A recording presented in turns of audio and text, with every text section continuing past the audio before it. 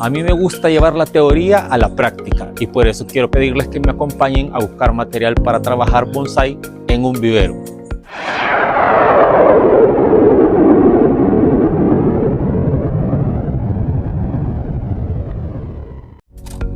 Mis secretos para la puntualidad son dos cosas. La primera es tener siempre en mente que ya voy tarde, esa nunca me falla.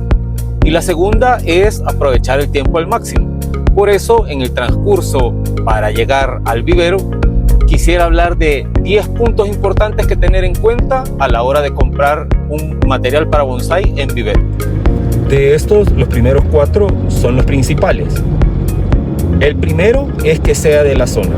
Esto es para que por cuestiones de clima o de temperaturas no tenga daño el follaje.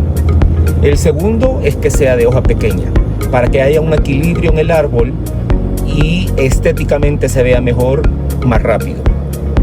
El tercero es que esté sano. Primero, para que no vaya a dañarse el material que hemos adquirido, y segundo, para que no transmita enfermedades al resto de nuestros árboles o de nuestras plantas, incluso del jardín. Y el cuarto es que no esté recién trasplantado.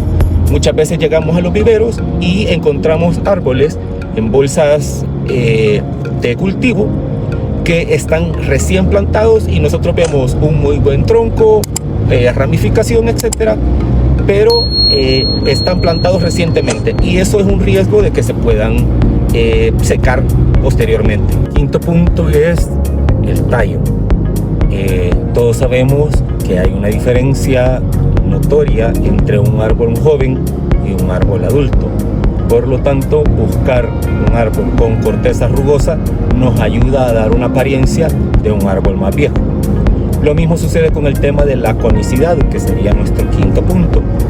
Buscamos que el árbol en la base sea más ancho que en el ápice, es decir, de abajo hacia arriba debe de haber un grosor mayor. El séptimo punto podríamos poner la forma del tronco. No necesariamente debe de ser un tronco recto. Todo depende del estilo de bonsái que querramos trabajar.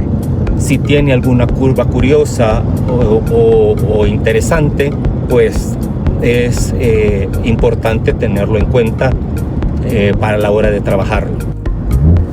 La ramificación.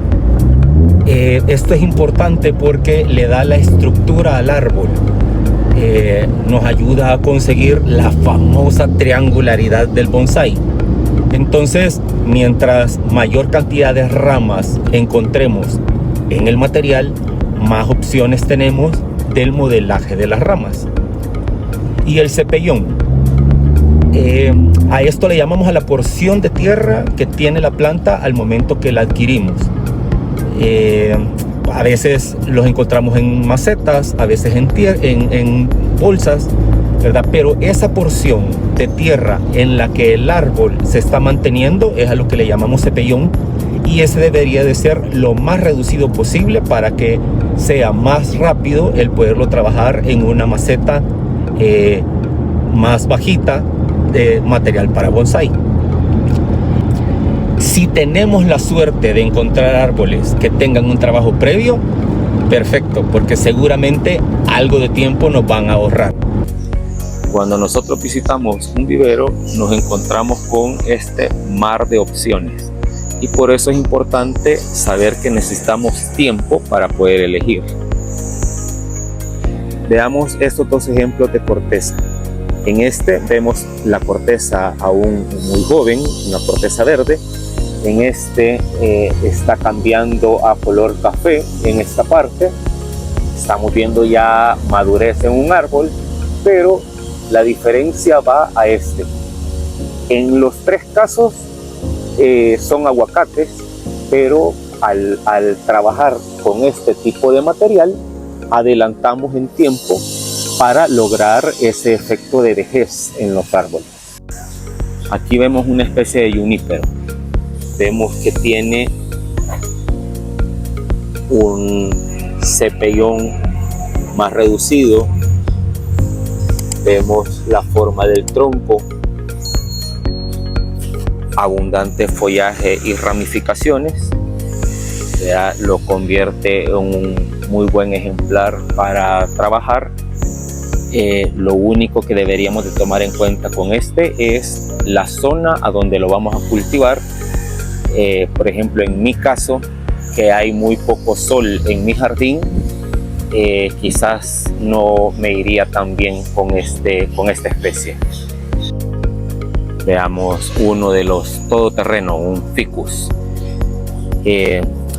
Estos árboles son muy resistentes incluso a la falta de sol.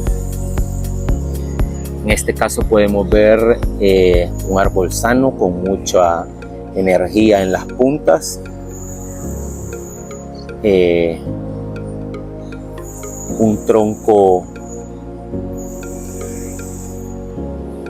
podríamos decir que un poco grueso. Vemos raíces superficiales. Eso nos indica que si tenemos sistema radicular en la parte de arriba, no vamos a tener problema en la reducción del tamaño del cepellón. Sin embargo, este cepellón tampoco es que sea muy alto, por lo tanto no es tanta la dificultad. Vemos también un desarrollo de ramas y